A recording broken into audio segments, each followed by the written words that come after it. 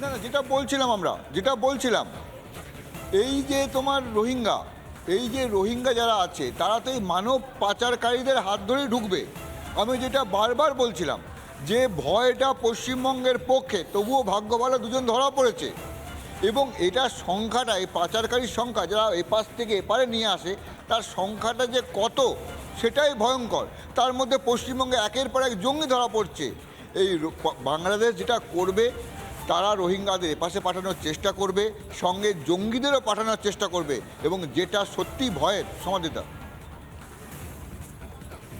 ধন্যবাদ ধন্যবাদ, তুমি সঙ্গে থাকো শুভ্রাংশু। আরো একটি খবরে আমরা যাবো, এর পরে খবরে যাবো, এবং সেটা একেবারে আমাদের রাজ্যের খবরে চলে যাব। কারণ হচ্ছে মুর্শিদাবাদে আমাদের খবরে আগে জঙ্গি ধরা পড়েছিল, গ্রেফতার করা হয়েছিল, অথচ জঙ্গি নাকি দেখতে পাচ্ছেন না হুমায়ুন কবিররা। কোনো জঙ্গি যোগ নেই, আগে ছিল না, ভবিষ্যতেও থাকবে না, হাজব দাবি। অথচ বেঙ্গল এসটিএফ এর হাতে ধরা পড়েছিল 2 জেএমবি জঙ্গি, তারপরে জঙ্গি যোগ স্বীকার করছে। কেন এই সত্যিটা ধামাচাপা দেওয়ার চেষ্টা করছে হুমায়ুন কবির, আমরা জানার চেষ্টা করবো। তার আগে হুমায়ুন কবিরের বক্তব্যটা একটু শুনে নেওয়া যাক। আমি তো মনে করি মুর্শিদাবাদের কোনো জঙ্গি যোগ নেই, ভবিষ্যতেও ছিল না, আগামী দিনেও থাকবে না। মুর্শিদাবাদের মানুষ সোজা ব্যাটে খেলতে ভালোবাসে। কোথাও কোনো জায়গায় সাময়িক কোনো আইন শৃঙ্খলার অবনতি হলে আবার সেটা খুব দ্রুত ঠিক হয়ে যায়। এখানে কোনো সময় কোনো জায়গায় সম্প্রীতি বিঘ্নিত ঘটলে সেটাও তাড়াতাড়ি পুলিশ প্রশাসনই কন্ট্রোল করে দেয়। কাজেই এখানে মুর্শিদাবাদ নিয়ে যে আশঙ্কা করা হচ্ছে, এর আগে যেটা ঘটেছিল আপনারা জানেন, বর্ধমান ডিস্ট্রিক্টের খাগড়াগড়, সেখানে একজন মাদ্রাসাতে এরকম ঘটেছিল। এনআইএ তদন্ততে কারা কারা যোগসাজশ ছিল সেটা উঠে এসছে, তারা আজও আইনত সাজা পেয়েছে, তারা জেল কাস্টডিতে আছে। কাজেই কেউ যদি কোনো বাজে কাজের সঙ্গে থাকে, তার হয়ে কথা বলার তো দূরের কথা, তাকে কঠোর সাজা দেওয়ার ব্যবস্থা আমাদের জেলা পুলিশ প্রশাসন যথেষ্টই সজাগ এবং সক্রিয় আছে।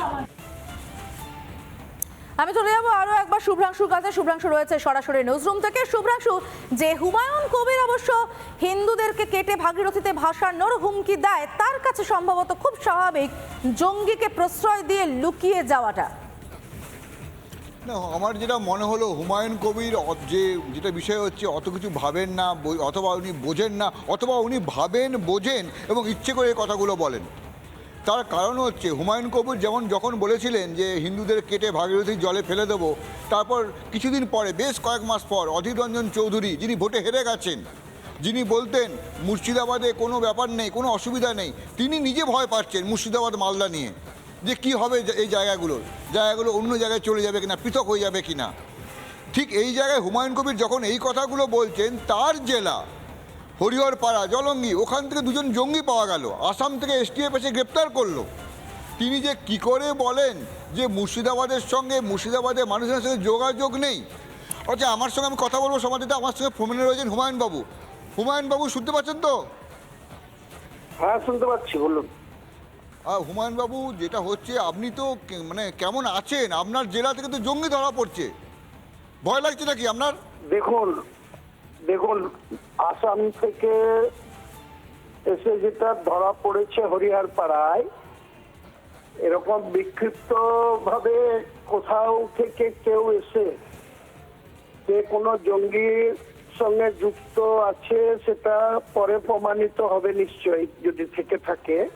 কিন্তু এখনই তাকে অ্যারেস্ট করে তার যে প্রাথমিক যে জায়গা থেকে তাকে ধরা হয়েছে, একটা মাদ্রাসা থেকে, সে কিছুদিন আগে মাদ্রাসায় এসছে শিক্ষকতা করার নামে। সেখানকার মাদ্রাসার যারা পরিচালনা করে, খারিজি মাদ্রাসা, তারা মুসলমান সমাজের বিভিন্ন জায়গায় এরকম খারিজি মাদ্রাসা গোটা রাজ্যে হাজার হাজার আছে। তো হরিহরপাড়া তার ব্যতিক্রম না। সেখানে যদি কেউ এসে প্রাথমিকভাবে তার আশ্রয় নিয়ে থাকে, বা যদি তারা যারা ম্যানেজমেন্টে আছে, যারা চালায় মাদ্রাসা, তারা যদি সঠিকভাবে তার তথ্য যাচাই না করে তাকে ওখানে আশ্রয় দিয়েছিল, সেটা বেশি দিন না, খুব অল্প সময়, তার মধ্যেই আসামে অ্যারেস্ট হয়েছে। তার যোগসূত্র ধরে এখান থেকে তাকে অ্যারেস্ট করে নিয়ে গেছে। আমাদের এ ব্যাপারে কিচ্ছু বলার নেই। প্রশাসন কারো কোনো বাজে কাজের সঙ্গে যুক্ত থাকলে, কেউ যদি দেশদ্রোহী হয়, কেউ যদি দেশের সঙ্গে বা সার্বভৌমত্বের সঙ্গে কোনো বিশ্বাসঘাতকতা করে, নিশ্চয়ই আইনের চোখে, প্রশাসনের চোখে তার বিচার হোক। এ নিয়ে আমাদের একটি শব্দ বলার নেই। কিন্তু আমি ঠিক হুমায়ুন বাবু, বলছি, কিন্তু আমার কথা শুনুন হুমায়ুন বাবু, আপনি যা কথা বললেন খুব ভালো কথা বললেন, একজন শুভ বুদ্ধি সম্পন্ন মানুষ হিসাবে যা যা বলার আপনি বলছেন, কিন্তু আপনার তো মুর্শিদাবাদে বিশাল দাপট। কি করে এই খারিজি মাদ্রাসা, সেখানে জঙ্গি, আপনি থাকতে এগুলো হচ্ছে কি করে? আর আপনি বলে দিচ্ছেন জঙ্গি নেই। আমি আপনাকে গ্রেপ্তার করে নিয়ে দায়িত্ব যাচ্ছে। নিয়ে বলছি, মুর্শিদাবাদে আমরা যারা বসবাস করি, এখানে কোনো জাতের বিষয় না, ধর্মের বিষয় না, নিজের নিজের ধর্মাবলম্বী মানুষ, তারা সম্মানের সহিত আমরা নিজের নিজের ধর্ম পালন করি। সনাতন ধর্মাবলম্বী মানুষ, হিন্দু ভাইরাও একইভাবে ধর্ম পালন করে। এখানে কোনো সমস্যা বিগত দিনেও হয়নি, আগামী দিনেও হবে না। আমি দায়িত্ব নিয়ে বলছি আপনাকে, যেখানে কেউ এসে আমরা অত দুর্বল নই যে বাংলাদেশ থেকে কেউ এসে আমাদের জমি দখল করবে বা আমাদের এখানে কোনো বিশৃঙ্খলা সৃষ্টি করবে বা আমাদের সার্বভৌমত্বে আঘাত করবে আর আমরা সেটা মুখ বুজে সহ্য করব, এটা কোনো ভাবার কোনো কারণই ঘটেনি। আমরা যথেষ্ট না। শক্তিশালী, আমরা ভারতবাসী, আমরা পশ্চিম বাংলার একজন নাগরিক।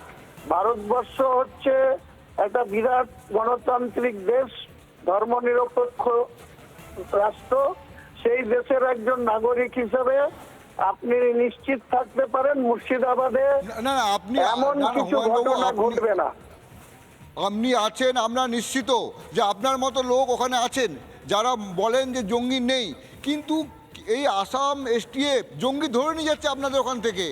আপনাদের এখানে খারিজি মাদ্রাসা যেটা বলছেন রমরমা করে চলে, আর ওখানে মাঝে মাঝেই জঙ্গি ধরা পড়ছে। এই দুজন ধরা পড়লো, খাগড়াগড় কানেকশনের সময় ধরা পড়লো। আপনারা কি করছেন ওটা? আপনারা আটকাতে পারছেন না? না, আমি বলি আপনাকে, দেখুন, মুর্শিদাবাদে প্রায় 90 লক্ষ জনবসতি, 90 লক্ষ মানুষ বাস করে। তার মধ্যে কেউ এসে একটা দুষ্কৃতি আশ্রয় নিল, কোনো ছলচাতুরি করলো, সেটা তো ধরা পড়ে গেছে। আমরা তো তার পক্ষে কোনো কথা বলছি না, বলবো না। যে অপরাধমূলক কাজের সঙ্গে যুক্ত থাকবে তাকে প্রশাসনের ইন্টেলিজেন্স ডিপার্টমেন্ট বা যে কোনো স্টেটের প্রশাসন বা সেন্ট্রাল গভর্নমেন্ট বসে আছে আমাদের বর্ডার দেখার জন্য। সেন্ট্রাল গভর্নমেন্টের যা ভারতবর্ষের নিয়ম কানুন মেনে স্বরাষ্ট্র মন্ত্রক বর্ডার সিকিউরিটি ফোর্স রেখেছে, তার মধ্যে থেকে যদি কোনো ফাঁক ফোকর খুঁজে কেউ যদি অসৎ উদ্দেশ্য নিয়ে আমাদের মাটিতে এসে কোন রকম কোন দুষ্কর্ম করার চেষ্টা করে বা আমাদের সার্বভৌমত্বকে আঘাত করার চেষ্টা করে, আমরা কড়া হাতে তার মোকাবেলা করব। আমরা আমাদের ঠিক আছে, আপনি কড়া হাতে মোকাবেলা করুন হুমায়ুন বাবু। আমরা আশা করি আপনি হুমায়ুন বাবু কড়া হাতে মোকাবেলা করবেন। কিন্তু এই যে বারবার জঙ্গি, আর আপনি বলছেন জঙ্গি নেই, এই জায়গাটা যেন আমরা আশা করব আগামী দিনে আর না হয়। আমরা এতদিন কথা বলছিলাম হুমায়ুন কবিরের সঙ্গে। সমাদৃতা, ধন্যবাদ। শুভ্রাংশু সার্বভৌমত্বের কথা বলছিলেন হুমায়ুন কবির, সেই হুমায়ুন কবির সার্বভৌমত্বের কথা বলছিলেন যিনি নাকি হিন্দুদের কেটে ভাসিয়ে দেওয়ার হুমকি দিয়েছিলেন। আশ্চর্য নিশ্চিতভাবেই লাগলো শুভ্রাংশু শুনতে হুমায়ুন কবিরের গলায়। আপাতত তোমাকে ধন্যবাদ। নানা ধরনের কন্টেন্ট দেখার জন্য লাইক করুন, শেয়ার করুন আমাদের ফেসবুক পেজ, সাবস্ক্রাইব করুন আমাদের ইউটিউব চ্যানেল। পাশাপাশি অন্যান্য ব্রেকিং নিউজের জন্য অবশ্যই চোখ রাখুন রিপাবলিক বাংলায়।